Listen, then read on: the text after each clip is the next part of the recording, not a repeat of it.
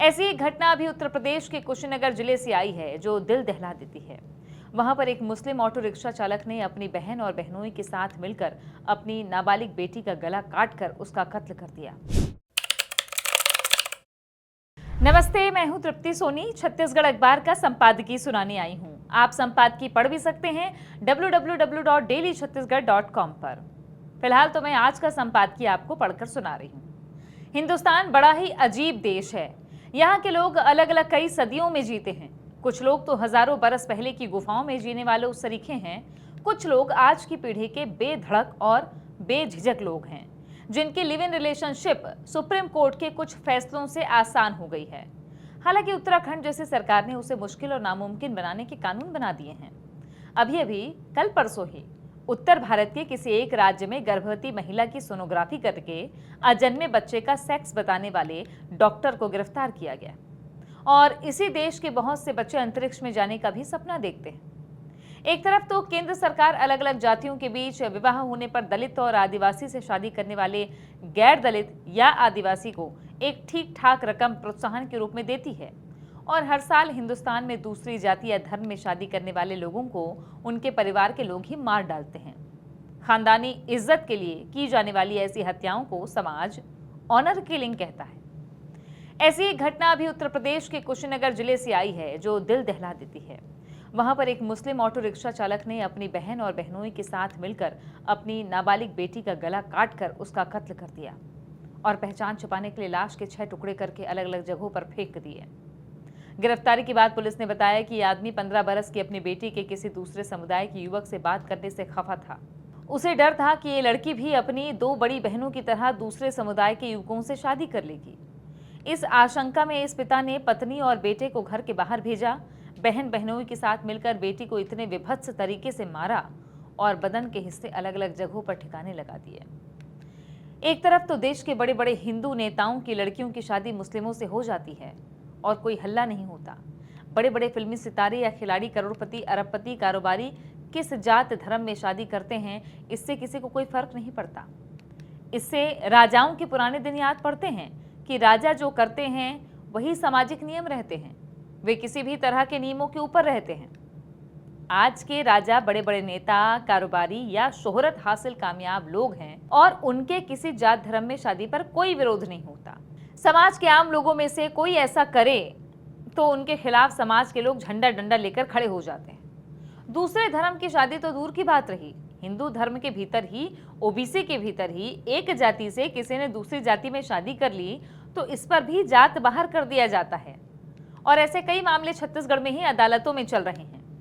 इन मामलों की बहुतायत जिस जाति में है उस जाति के लोग बड़ी संख्या में हिंदू धर्म छोड़कर ईसाई बन रहे हैं और ऐसे लोगों को ये सोचना चाहिए कि क्या वे अपने ही लोगों को अंतर जाति विवाह पर जात बाहर करके दूसरे धर्म की तरफ नहीं धकेल रहे हैं। अब उत्तर प्रदेश के इस मुस्लिम पिता ने अपनी ही बच्ची का कत्ल कैसे किया होगा, ये हमारे सरीखे साधारण इंसान के लिए समझना भी मुश्किल है। यही देश एक औलाद के लिए हर किस्म के डॉक्टर के पास मंदिर, मस्जिद और दरगाह तक जाते हुए लोगों को देखते रहता है। सरकार के सामने बच्चों की चाह रखने वाले लोग कमेटियों में अर्जी लगाते हुए बरसों तक इंतजार करते हैं कि उन्हें कोई बच्चे मिल जाएं। संपन्न लोग आज के आईवीएफ सेंटर से लेकर दूसरे कई किस्म के अस्पतालों तक लाखों रुपए खर्च करते हैं और सरोगेसी के लिए दसियों लाख रुपए भी लगा देते हैं। ऐसे में अपनी ही औलाद के टुकड़े टुकड़े कर देना, इतनी ताकत कोई धर्म ही दे सकता है या किसी जाति का कोई पाखंडी अहंकार। शादी पर अपने बच्चों को या उनके प्रेमी प्रेमिका को मार डालना, शादी हो चुकी है तो अपनी औलाद के पति या उसकी पत्नी को मार डालना एक पारिवारिक अहंकार से बढ़कर सामाजिक अहंकार के लिए किया जाने वाला जुर्म है, क्योंकि लोगों को लगता है कि परिवार में ऐसा होने के बाद वे समाज को क्या मुंह दिखाएंगे। भारत में पितृसत्तात्मक समाज व्यवस्था की वजह से पुरुषवादी सोच इस हद तक हावी है कि परिवार की इज्जत लड़के से जोड़कर नहीं देखी जाती, लड़की से ही जोड़कर देखी जाती है। परिवार के लड़के दूसरे जात धर्म की लड़की को लेकर आएं तो उस पर कोई कत्ल नहीं होते, लड़कों के परिवार वाले नहीं करते। लेकिन अगर लड़की के परिवार का, जात का, धर्म का, समाज का अहंकार आहत होता है तो पूरा का पूरा कुनबा जेल चले जाने की कीमत पर भी मरने मारने पर उतारू हो जाता है। ऑनर किलिंग अगर देखें तो मानो लड़कियों के परिवार का ही ऑनर अपमानित होता है और पहले उन्हीं को मारा जाता है।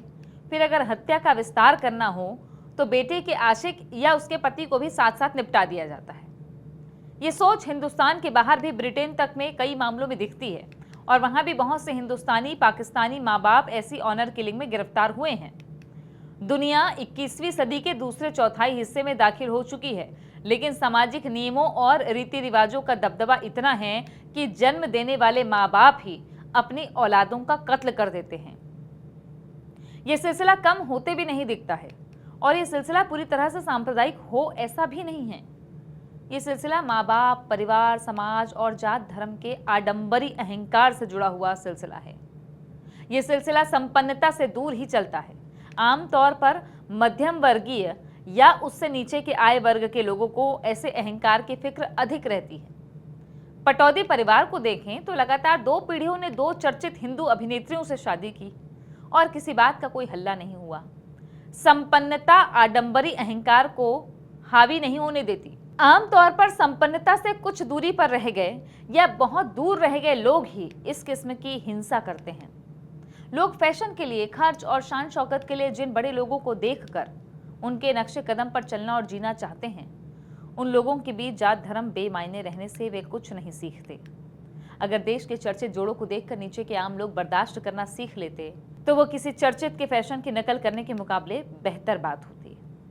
तो ये था आज का छत्तीसगढ़ अखबार का संपादकीय, जिसे हमारे संपादक सुनील कुमार ने लिखा है। आप संपादकीय पढ़ भी सकते हैं www.dailychhattisgarh.com पर। फिर मिलती हूँ। नमस्कार।